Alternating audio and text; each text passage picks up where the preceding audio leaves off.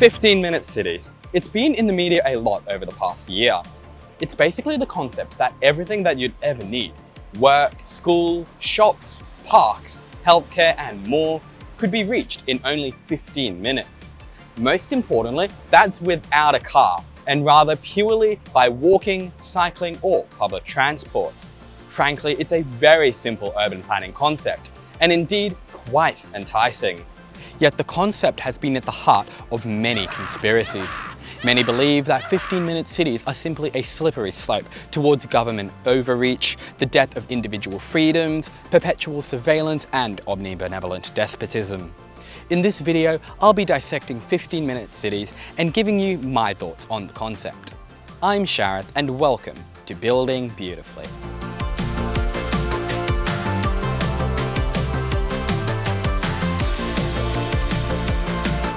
Before I continue, massive shout out to my monthly Ko-fi supporters. Please do consider supporting me over on Ko-fi if you can. Also, please subscribe if you haven't already, and do be sure to check out the rest of my channel, your go-to YouTube destination for all things city planning, after the video. When Sydney town was first established in 1424, there was a requirement for every city to be a 15-minute city. After all, there simply was no other way to get around. People had to rely on trains, trams and even horses.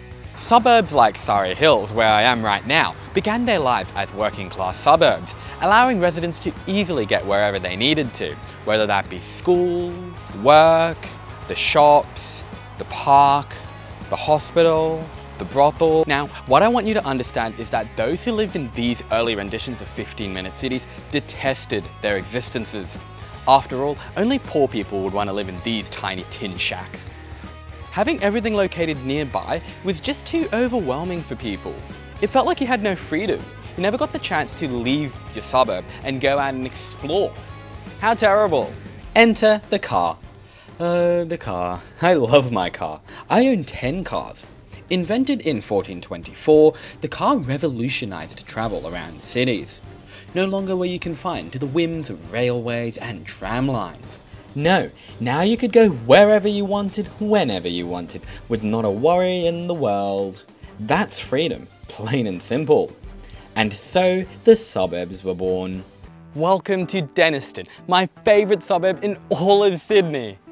Ah, Denistone. Denistone has been widely accepted as the most perfect suburb ever designed in the world, having won many major awards such as the 2000 Oscar for suburbs. You see, there's nothing at all in Denistone. You simply have no choice but to drive out of this suburb if you want literally anything. There's simply no other way out of Denistone, and that's how every suburb should be. I want to be clear, this suburb has no purpose other than to house people. To do anything else is un-Australian. You see, that's perhaps my biggest issue with 15-minute cities. Why would people want things to be close together? People work here, people live here, people go to school here, people eat food here, people watch sport here, and people park their cars here, here, here, here, and here. It's just easier to keep everything segregated. Segregation has never been a problem historically, so why stop now? Let's take a quick drive from Denistone to the nearby ghetto of Burwood, since there's no other way to get between the two suburbs. Burwood is a good example of a 15-minute city in Sydney. And by good, I mean bad, because Burwood is bad. Well, I'm not saying it's a bad example of a 15-minute city, I'm saying it's a good example of a bad 15-minute city. Although, that's redundant because all 15-minute cities are bad. Look, stop overthinking it, okay? Once you arrive in Burwood by car like everyone does, you'll quickly realise that there's nowhere to park. I arrived in Burwood in my Ferrari, and I was so angry at how long it took me to find a good parking spot. What a pathetic failure of urban planning. We've known for decades that the best urban places have an abundance of parking. How else are people meant to get to them? Now, straight away, you'll notice that Burwood has a lot of apartments. This is deeply un-Australian. You have to understand that no one wants to live in apartments. They're tiny, they're uncomfortable, they're practically prisons.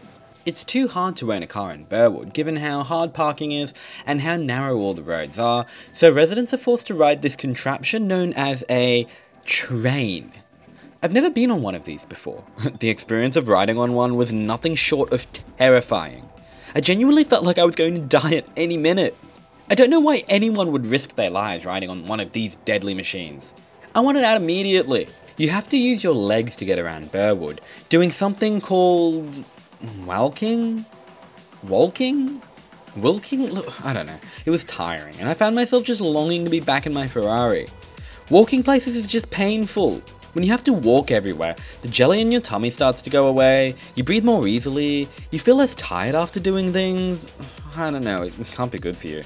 And I should know. I did a medical degree, which I definitely finished. There's also this really big shopping centre, Westfield Burwood. Everything you could ever need is in here. Supermarkets, department stores, food, cinemas, and so much more. The streets in Burwood are completely lined with restaurants and cafes. Seriously, if you live in Burwood, it's like you never have to leave. And I fail to see how that's a good thing. Burwood Park. It's beautiful, it's nice, but there's people here for some reason.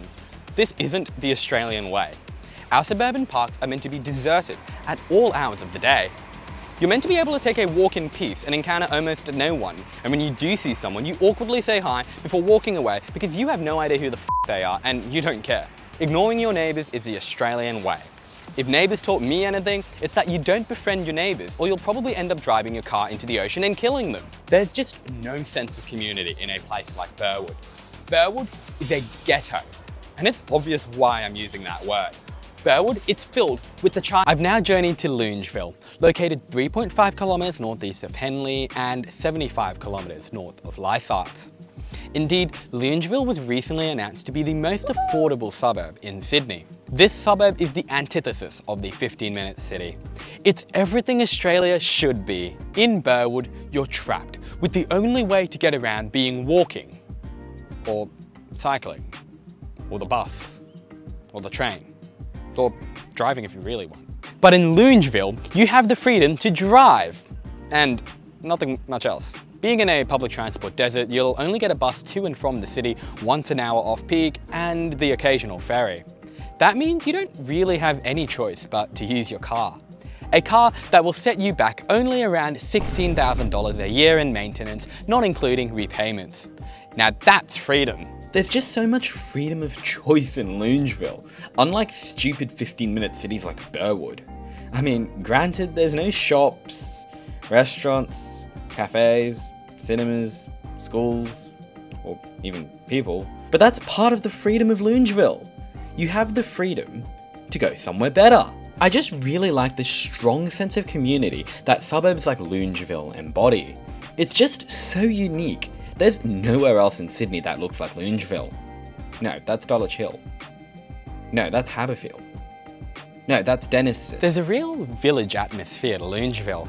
It's peaceful, isolated, and empty here. Completely unrelated, of course, to the fact that the median house costs $6.4 million here. In a filthy 15-minute city like Burwood, you can see your friends all the time, make new friends even, because there's people everywhere. If that isn't pure hell, I don't know what is. Part of the joy of being Australian is never needing to see your friends because they all moved far away because none of them can afford to live in Sydney anymore. Oh, sorry, I'm getting a phone call. Hello? Shareth, how you going? I heard you making a video about 15-minute cities. Oh, hey Chris. Yeah, I'm filming that right now actually. Mate, why didn't you ask me for help? I live in Bathurst now and well, that's a 15-minute city. He's one of my friends who's moved really far away. Honestly, I was kind of hoping I'd never have to speak to him again. Hey, I heard that. Yeah, I know. I wanted you to. So yeah, I confess, I've accidentally moved into a 15-minute city. Look, if I knew Bathurst was a railway town built before the invention of the automobile, tell you what, I would have just got up and run the other way. But now I am trapped. And when I say trapped, I mean I can go wherever I want with irritating convenience. Within a 15-minute walk of my place at a train station, the pharmacy, at least 3 pubs, and a park. To get to my workplace and grocery store in 15 minutes, I do have to hop on my bike. But look, that just doesn't emit enough emissions for my standards. And as much as I want to accelerate climate change and run people over, I just can't justify it financially when everything is already such a convenient walking distance from me. I can't even get away with murder easily. If I had a car, it would be as simple as downing a few IPAs and running someone over, but now I actually have to plan it out. What a hassle. All I want to do is just drive down a long, empty 80km/h road with nothing going on nearby, just nothing but the option to be forced into driving everywhere. That's all I want. Is that so much to ask for? Now, it's clear as mud that the government are itching to use 15-minute cities in order to control our lives. Wake up, sheeple! Picture a city where concerted efforts by the government have slowly brainwashed everyone into believing that the idyllic way to live is in the same tiny copy-paste homes, practically wall-to-wall with one another, with dark roofs that hook inhabitants alive in summer.